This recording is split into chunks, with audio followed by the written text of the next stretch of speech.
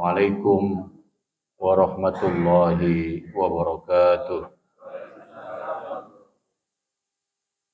Alhamdulillah wassalatu wassalamu ala Rasulillah wala haula wala quwwata illa billah amma ba'd. Subhanaka la ilma lana illa ma 'allamtana innaka antal alimul hakim. Ma'asyiral muslimin, jamaah salat subuh Masjid Nurul Islam yang dirahmati Allah. Alhamdulillah kita bersyukur kepada Allah Subhanahu wa taala. Kita berada di penghujung tahun 1447 Hijriah. Insyaallah berdasarkan kalender Hijriah Global Tunggal KHGT, dalam beberapa hari lagi kita akan memasuki tahun baru 1 Muharram 1448 Hijriah. Mudah-mudahan seluruh amal baik yang kita lakukan di tahun 1447 Allah terima dan Allah ridhoi. Amin. Dan mudah-mudahan kesalahan kita, khilaf kita, dosa yang kita lakukan, kita mendapatkan ampunan dari Allah Subhanahu wa taala. Amin. Salawat dan salam semoga dilimpahkan kepada junjungan kita Nabi besar Muhammad sallallahu alaihi wasallam. Model dalam kita menjalani hidup ini, uswah hasanah bagi kita semua. Menjelang tahun 1448 Hijriah yang diawali dengan bulan Muharram, kita akan membahas tentang keagungan Muharram dan rahasia puasa Asyura. Sebagaimana kita maklumi bahwa di dalam Al-Quran disebutkan dari 12 bulan yang ada, khususnya bulan-bulan Qamariyah, itu ada 4 bulan yang merupakan bulan haram. Allah Subhanahu wa taala berfirman di dalam Al-Quran surat At-Taubah ayat 36. A'udzubillahi minasyaitonirrajim. Inna iddatash syuhuri 'indallahi 12 syahran fi kitabillah. Yauma khalaqas samawati wal ard minha arba'atun hurum. Bilangan bulan di sisi Allah itu ada 12. Dan itu sudah merupakan ketentuan ketetapan dari Allah, bahwa dalam 1 tahun dibagi menjadi 12 bulan. Dan itu sejak diciptakannya langit dan bumi. Yauma khalaqas samawati wal ard. Kemudian Allah melanjutkan, dari 12 bulan itu ada 4 bulan haram. Minha arba'atun hurum.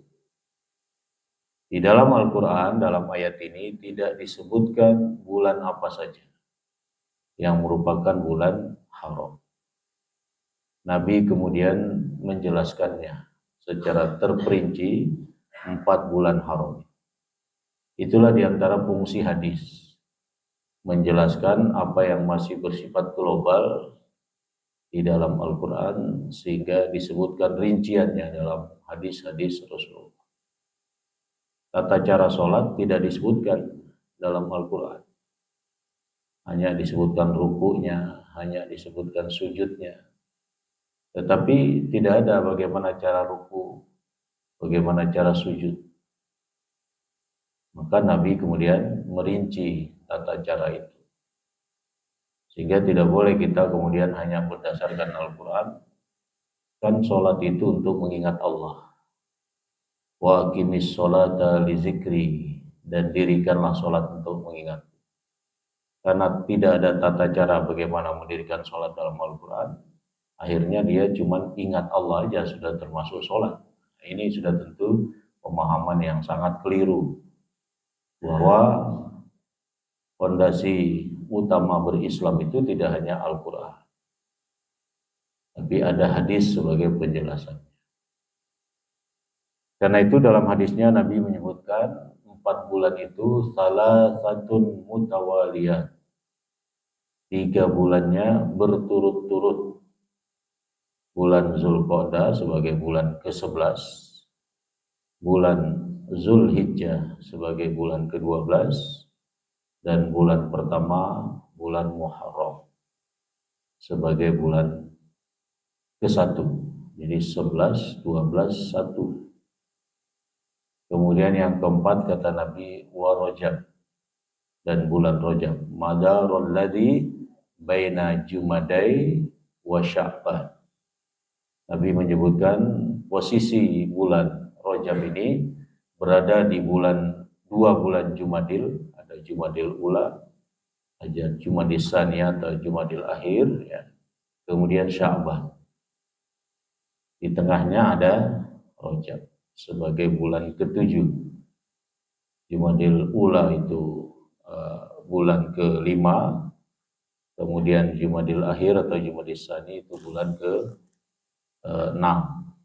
Kemudian Rajab, kemudian Sya'ban, dan Ramadan, begitu seterusnya. Jazakallah khair. Itulah 4 bulan haram. Lantas apa konsep bulan haram? Apa mindset bulan haram? Kaidahnya adalah jangan menzalimi diri. Fala tuzalimu fihinna anfusakum. Janganlah kalian menzalimi diri di bulan haram itu, di 4 bulan haram.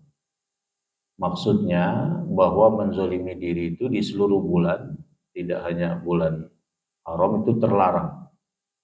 Tetapi lebih terlarang lagi dan besar dosanya jika dilakukan di 4 bulan tadi. Zulqa'dah, Zulhijjah, Muharram, dan Rajab. Jadi tidak dimaknai hanya di bulan itu kita tidak boleh menzalimi diri, di luar bulan 4 itu berarti boleh.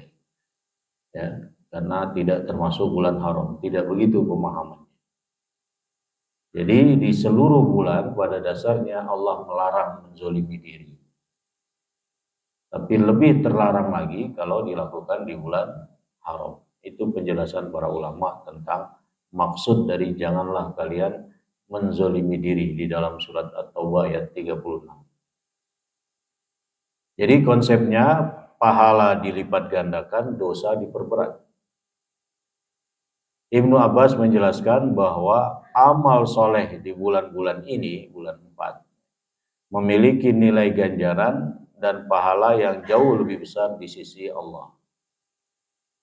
Sedangkan dosa diperberat. Imam Qatadah menegaskan kezaliman dan dosa di bulan haram hukumannya lebih besar dan berat dibanding bulan lainnya, walaupun kezaliman itu selalu bernilai dosa kapanpun. Apakah di bulan haram atau di luar bulan haram. Karena itulah bulan-bulan haram itu menjadi bulan untuk menjauhkan diri dari berbagai bentuk kemaksiatan dan meningkatkan amal soleh. Bahkan di dalam 4 bulan itu ada hari-hari istimewa.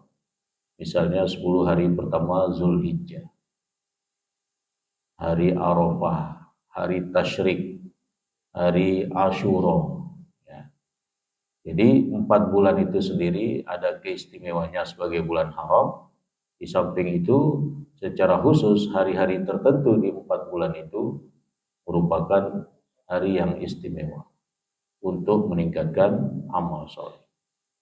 Nah, ini konsep bulan haram atau kaidah bulan haram.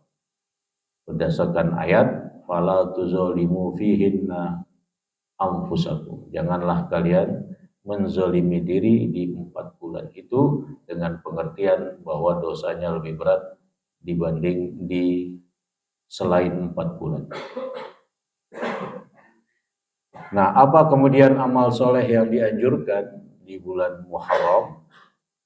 Berdasarkan hadis riwayat Muslim, Nabi bersabda, afdholus siyam ba'da Ramadan syahrullahil Muharram. Puasa yang paling utama setelah puasa Ramadan adalah berpuasa di bulan Allah, bulan Muharram. Nabi menyebutkan secara umum bahwa puasa di bulan haram kapanpun harinya adalah puasa yang lebih utama dibanding puasa-puasa sunnah lain selain Ramadan. Maka kalau dibuat tangga keutamaan, puasa yang memiliki keutamaan paling tinggi adalah puasa Ramadan. Karena dia merupakan puasa wajib. Qadha Ramadan juga puasa wajib. Ada kemudian di bawahnya puasa Muharram. Apakah itu Asyura dan puasa sunnah lainnya di bulan Muharram. Kemudian di bawahnya puasa-puasa di setiap bulan yang dilakukan. Ada Arafah, ada Senin Kemis, ada Yaumul Bid dan seterusnya. Inilah tangga keutamaan puasa yang disebutkan Nabi dalam hadisnya. Dalam kalimat hadis tersebut ada ungkapan syahrullah. Bulannya Allah. Apakah bulannya Allah itu hanya Muharram? Ya, pada dasarnya semua bulan itu bulannya Allah. Karena tadi dalam surat At-Taubah, inna iddatasyuhuri 'indallah itsna asyara syahran. Sesungguhnya bulan di sisi Allah itu ada 12. Artinya keseluruhan bulan itu sesungguhnya adalah bulannya Allah.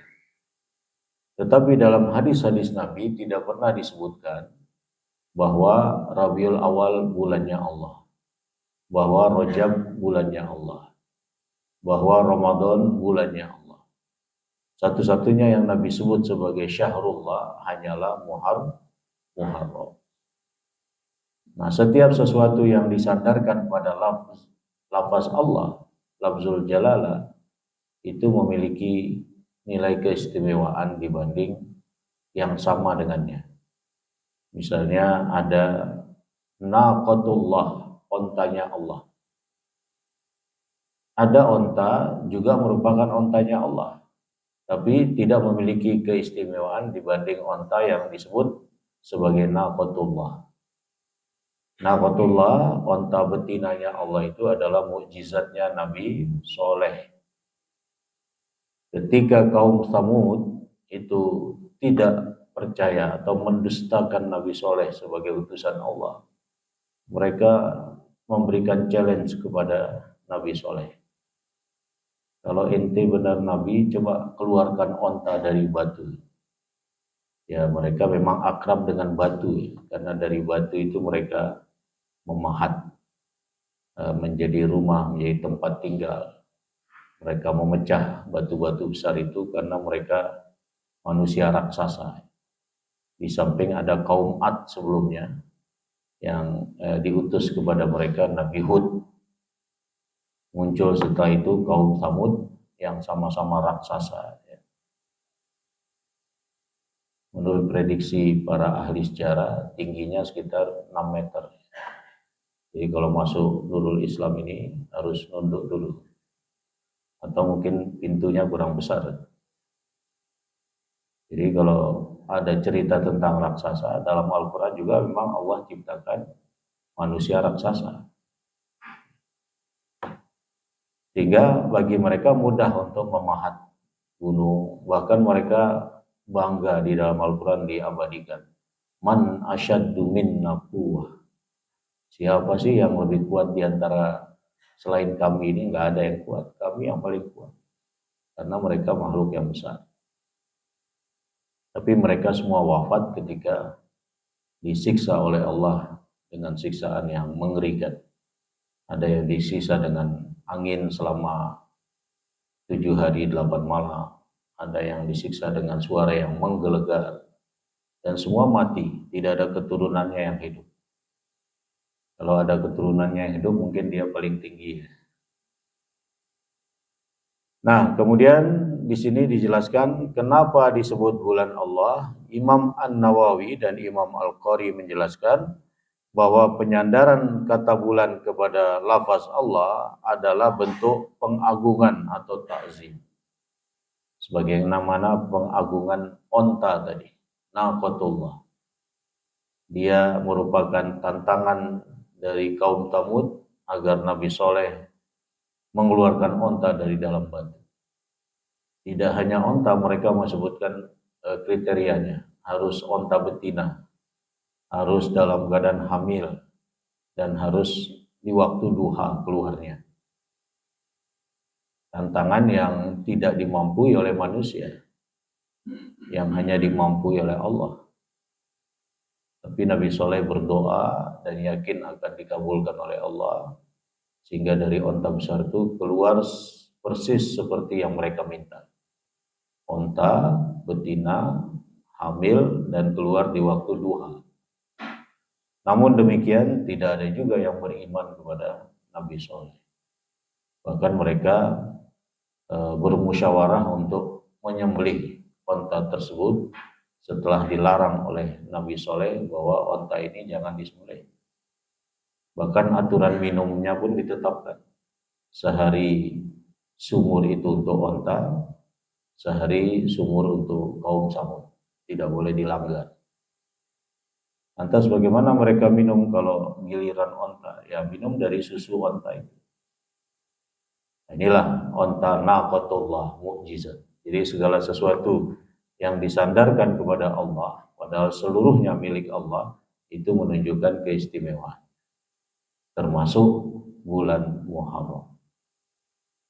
Hadis ini, hadis yang kita baca di atas, menganjurkan memperbanyak puasa sunnah di dalamnya, bukan mempuasakan sebulan penuh. Karena Nabi SAW tidak pernah puasa sebulan penuh selain Ramadan. Bahkan di bulan Sya'ban disebutkan oleh Ibunda Aisyah, Nabi paling banyak puasa bulan Sya'ban. Jadi dari segi kuantitas, puasa Muharram atau di bulan Muharram tidak terlalu banyak seperti Sya'ban, tidak penuh seperti Ramadan. Jadi berada di bawah itu secara kuantitas. Jadi boleh ambil Asyuranya, boleh ambil Senin Kemisnya, boleh ambil Yaumul Bid. Intinya tidak terlalu banyak.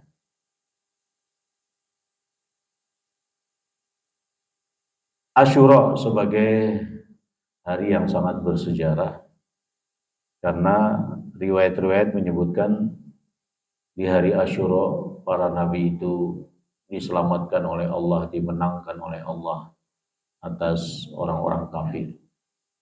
Nabi Nuh misalnya, Al-Quran menceritakan berlabuhnya kapal beliau setelah banjir besar di sebuah bukit namanya Bukit Judi. Al-Quran menyebutkan dengan kalimat pendek, wastawat alal judi. Dan berlabuhlah kapal yang dibuat oleh Nabi Nuh dan kaum mukmin itu di atas bukit atau gunung yang bernama Bukit Judi. Berarti itu menunjukkan bahwa banjirnya sangat luar biasa. Memang sebelum itu Nabi Nuh pernah berdoa agar Allah mematikan semua orang kafir. Ini satu-satunya Nabi yang memohon semua orang kafir dimatikan oleh Allah. Dan dikabulkan rupanya dengan peristiwa banjir. Jadi siapapun yang tidak naik ke atas kapal itu, maka mereka akan mati. Karena itu sering disebut sebagai Safinatun Najah. Bahkan di kalangan pesantren itu ada buku namanya Safinatun Najah. Jadi kapal penyelamat. Ya, di atasnya naik semua orang beriman. Karena orang-orang yang tidak beriman dulu kan mengejek. Masa buat kapal di hutan? Ya buat kapal sana di pinggir pantai. Nah, Nabi Nuh diejek bersama kaum muslimin lainnya, buat perahunya kok di hutan. Ya. Nabi Nuh perlu menanam pohon dulu sebelum buat itu. Dan menunggu beberapa tahun untuk tumbuh besar. Karena itu dakwah Nabi Nuh itu 950 tahun. Orang-orang kafir yang tidak beriman rupanya keturunannya lebih kafir lagi. Ini memunculkan doa Nabi Nuh untuk mewafatkan semua orang kafir. Ya, karena yang lahir berikutnya itu kok tambah keras kepala. Ya, ini kan pengalaman Nabi Nuh. Ya, Nabi Nuh berdakwah 950 tahun sudah mencatat bagaimana perilaku orang-orang yang menjadi kaumnya Nabi Nuh itu. Kalau kita baca surat Nuh kan, Nabi Nuh bicara, Nabi Nuh berceramah, mengingatkan akan Allah. Mereka mukanya tutup pakai bajunya. Nah, bagaimana secara psikologis seorang utusan Allah tidak dihormati saat berbicara tentang kebaikan, tentang tauhid, mereka malah menutup baju dan telinga, menutup muka dan telinganya, pakai bajunya ditutup. Dan itu diceritakan secara gamblang di dalam surat Nuh. Nah, karena diselamatkan oleh Allah dari banjir bandang, walaupun ada satu anggota keluarga beliau, anak beliau itu tidak mau ikut, namanya Kan'an. Ya bunayyarkam ma'ana, wahai putraku, ayo naik ke atas kapal ini bersama kami. Apa kata putra Nabi Nuh, Kan'an? Sa'awi ila jabalin yu'simuni minal ma'. Ayahanda, saya akan naik ke atas gunung yang menyelamatkan saya dari banjir. Nabi Nuh mengingatkan lagi, la asimal yawm min amrillah. Tidak ada lagi perlindungan. Ini perkara Allah sudah. Ayo naik ke sini. Tapi anaknya tetap tidak mau. Nah, anaknya yang naik hanya 3. Dan nanti belakangan seluruh yang naik di atas perahu itu wafat semua kecuali 3 anak Nabi Nuh dan pasangannya. Dari situlah kita terlahir kembali. Karena itu Nabi Nuh itu disebut sebagai Abul Bashar Ats-Tsani, bapaknya manusia yang kedua. Karena semua anak cucu Adam selain 3 anak Nabi Nuh, ya itu wafat semua termasuk Nabi Nuh. Nah, dari 3 inilah kemudian melahirkan bangsa Afrika, bangsa Asia, Eropa dan seterusnya. Termasuk Dajjal itu juga merupakan bagian dari keturunan Nabi. Setelah kapalnya berlabuh, tanggal 10 Muharram kemudian hari Asyura, Nabi Nuh berpuasa. Begitu pula dengan Nabi Musa. Nabi Musa memimpin Bani Israel keluar dari kekuasaan Fir'aun karena di sana mereka dizolimi. Yang laki-laki dijadikan budak, bekerja membuat piramid diantaranya. Yang perempuan dihinakan, tidak mendapatkan kesejahteraan apapun. Maka Nabi Musa mengajak mereka untuk keluar dari cengkraman kezaliman Firaun. Tapi Firaun tidak membiarkan, karena bisa jadi ini aset bagi dia. Siapa nanti yang membantu para pembesar dan seterusnya. Ya. Maka dia kejar itu Nabi Musa. Setelah sampai di pinggir pantai, umat Nabi Musa pada ketakutan, kecuali Nabi Musa. Nabi Musa belum tahu bahwa tongkatnya akan membelah lautan. Tidak menenangkan kaumnya, tenang, ini tongkat saya bisa membelah lautan. Tapi beliau menenangkan kaumnya itu untuk yakin akan pertolongan Allah. Nah, inilah kemudian Allah perintahkan Nabi Musa memukul tongkatnya ke laut, dan terbelahlah laut itu menjadi 12 jalur. Setiap jalur itu dilewati oleh suku-suku yang ada yang berjumlah 12. Kemudian Fir'aun mengejar dengan seluruh bala tentaranya. Bani Israel sudah tiba di seberang, kemudian laut itu menyatu kembali dan menenggelamkan Fir'aun dan bala tentaranya. Bani Israel melihatnya dari sudut atau dari seberang lautan, melihat bagaimana Fir'aun tenggelam. Keyakinan masyarakat pada saat itu Fir'aun tidak tenggelam karena jasadnya mereka saksikan. Padahal Allah yang membuat jasadnya itu tetap utuh sebagai pelajaran. Al-yawma nunajjika bi badanika litakunu liman khalfaka litakuna ayatan liman khalaq. Jadi hari ini hari tenggelammu wahai Fir'aun, kami selamatkan badanmu, jasadmu, agar menjadi pelajaran bagi yang sesudahmu. Jadi setelah itu Nabi Musa berpuasa bertepatan dengan hari Asyura. Begitu juga di masa jahiliyah, kaum Quraisy Mekah juga mengagungkan hari Asyura itu dengan berpuasa sebagai warisan syariat Nabi Ibrahim alaihissalam. Dan Nabi Muhammad ketika hijrah ke Madinah mendapati orang-orang Yahudi puasa Asyura. Nabi bertanya, ini puasa apa? Mereka mengatakan, kami memperingati diselamatkannya Nabi Musa dari kejaran Firaun. Karena itu hari ini kami puasa. Nabi mengatakan, ana ahabbu bi Musa minkum. Saya lebih berhak untuk mengikuti Nabi Musa daripada kalian. Lebih berhak itu karena Nabi Musa seniornya, pendahulunya. Sehingga lebih berhak mengikuti syariatnya kecuali yang Allah perintahkan untuk dirubah atau untuk disempurnakan. Nah, inilah perjalanan sejarah hari Asyura dan puasa Asyura yang menunjukkan kemenangan-kemenangan kaum bertauhid, ya, para nabi dan rasul, dan mereka bersyukur atas kemenangan itu dengan berpuasa.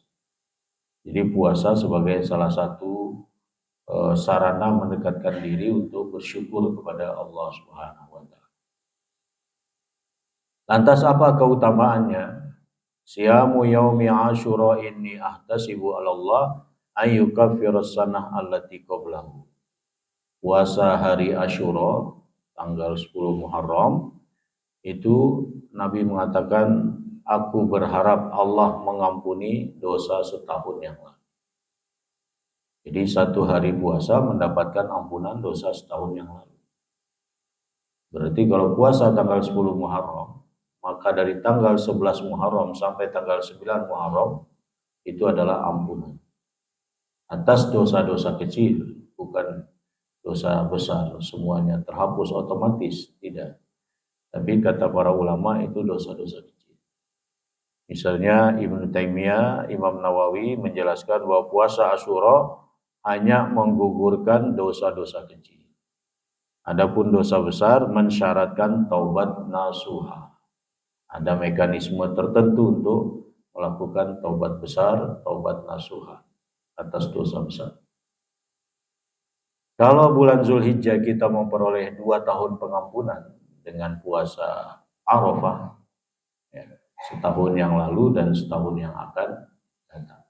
Tapi puasa Asyura hanya setahun yang lalu. Kemudian menurut Ibnu Qayyim ada 3 tingkatan puasa Asyura menurut kuantitas puasanya, jumlah hari puasanya. Pertama, yang paling rendah puasa Asyura-nya saja, puasa tanggal 10. Boleh dilakukan, mendapat pahala pengampunan setahun. Ibnu Hajar Al-Haytami menegaskan tidak makruh menghususkan hari ke-10 saja. Tidak mengapa puasa hari ke-10. Tapi yang di atasnya lebih utama 9 dan 10.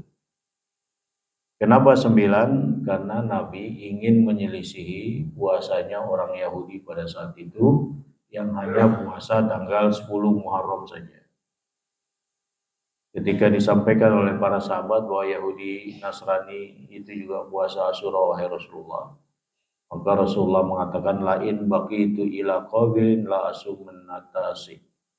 Kalau seandainya aku masih hidup tahun depan, aku akan berpuasa tasik, berpuasa tasu'a, puasa hari ke-9. Tetapi belum sampai hari yang diinginkan Nabi untuk berpuasa, yaitu tanggal 9 Muharram di tahun berikutnya, beliau qadarullah wafat. Nah, ini disebut sebagai sunnah hamiyah, sunnah yang ingin dilaksanakan tapi terhalang oleh wafatnya Rasulullah Sallallahu Alaihi Wasallam. Tapi Imam Syafi'i mengatakan dianjurkan puasa 2 hari karena Rasulullah pernah berpuasa Asyura dan tidak pernah meninggalkannya, dan sudah pernah meniatkan untuk berpuasa Tasu'a, tetapi qadarullah beliau wafat sebelum hari ke-9 itu terjadi.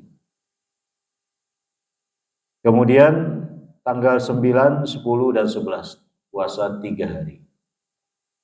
Karena ada hadis, walaupun sebagian ahli hadis menilainya lemah, puasalah sehari sebelumnya atau sehari sesudahnya. Jadi untuk menyelisih orang Yahudi yang hanya puasa hari ke-10, maka caranya bisa sehari sebelumnya, bisa sehari sesudahnya.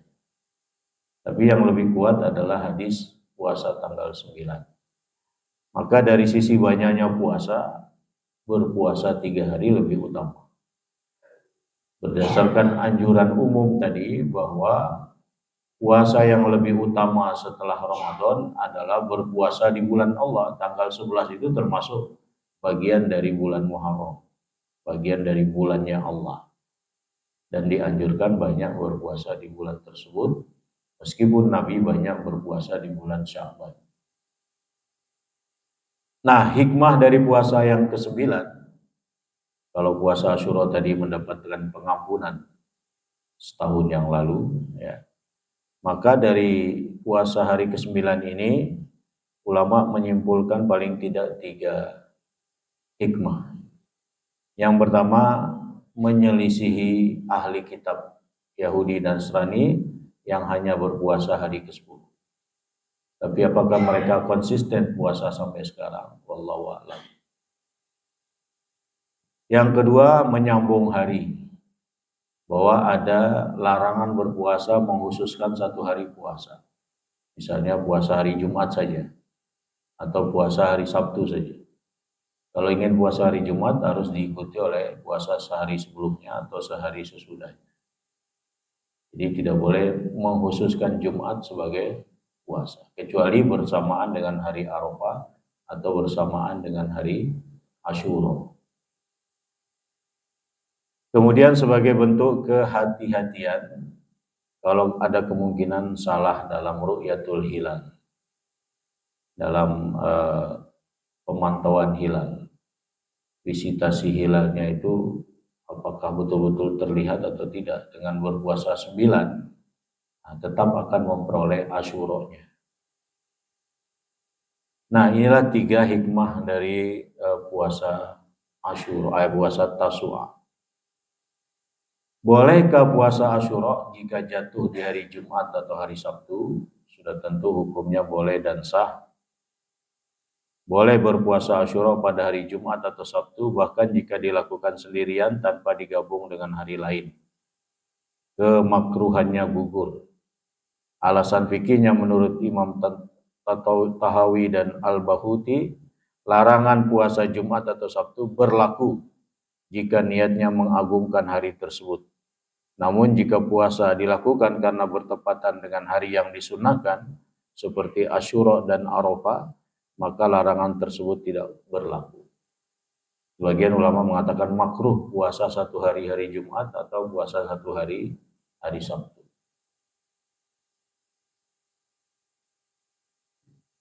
Dalam realitas kaum muslimin ada 2 ekstrim, kiri dan kanan. Di tengahnya ada puasa Asyura. Ekstrem kirinya apa? Mereka menyambut Asyura itu dengan kesedihan, dengan meratap, khususnya di antara Iran dan Irak. Kaum Syiah itu mengadakan Asyura Festival. Jadi hari Asyura dijadikan semacam hari raya kesedihan. Mereka meratap karena Imam Husain radhiyallahu anhu dibunuh di Karbala bertepatan dengan 10 Muharram. Jadi mereka tidak puasa. Mereka memukul-mukul tubuhnya, melukai tubuhnya. Setelah itu minum susu. Jadi susu disediakan panitia festival, dan yang memberikannya anak-anak perempuan kecil, ya, sebagai bentuk penghormatan karena mereka dianggap pahlawan dengan memukul-mukul badan. Dan itu masif di media sosial. Kalau kita buka YouTube, kemudian menulis Asyura Festival, maka akan muncul orang-orang yang meratap sedih, ya, nangis sejadi-jadinya untuk memperingati terbunuhnya Imam Hussein. Nah, ini bentuk ekstrim kiri menurut Ibnu Taimiyah. Ada ekstrim kanannya, mereka membuat makanan, mereka memakai celak khusus, mereka menjadikannya hari pesta, menghidangkan makanan khusus, tidak puasa. Nah, yang jalan sunnahnya apa? Ya puasa. Dan melakukan kebaikan sebagaimana biasanya dalam berpuasa. Nah, mudah-mudahan kita tidak ekstrim kanan, tidak juga ekstrim kiri. Jadilah yang jalan sunnah, yaitu berpuasa, karena Nabi tidak pernah meninggalkannya. Menurut Ibunda Hafsah binti Umar radhiyallahu anhuma, Nabi itu tidak meninggalkan 4 hal. Satu, puasa 9 Zulhijjah, puasa 10 hari pertama Zulhijjah selain hari ke-10. Yang kedua, puasa Asyura. Yang ketiga, puasa 3 hari tiap bulan. Dan yang keempat, sholat sebelum subuh, qobliyah subuh. Tidak pernah beliau tinggal.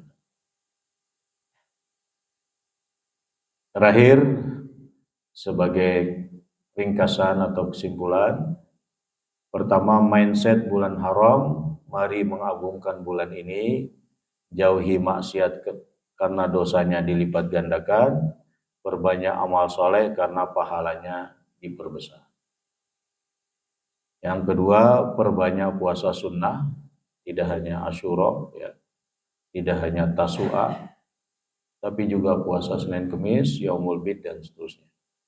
Puasa di bulan Muharram adalah puasa terbaik setelah Ramadan. Yang ketiga, usahakan meraih puncak Asyura.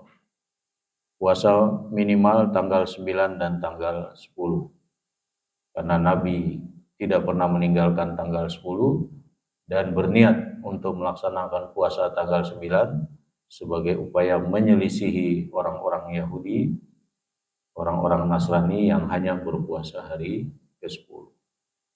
Sertai dengan taubat untuk mendapatkan ampunan atas dosa-dosa besar.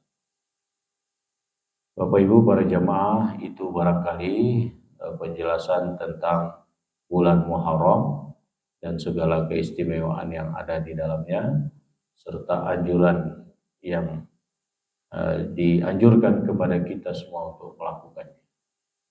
Mungkin ada sharing, ada tambahan atau ada pertanyaan, kami persilakan.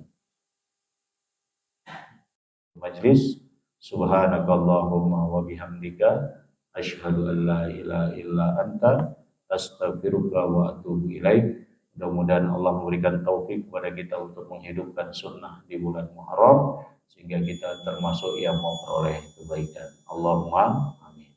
Demikian, assalamualaikum warahmatullahi wabarakatuh.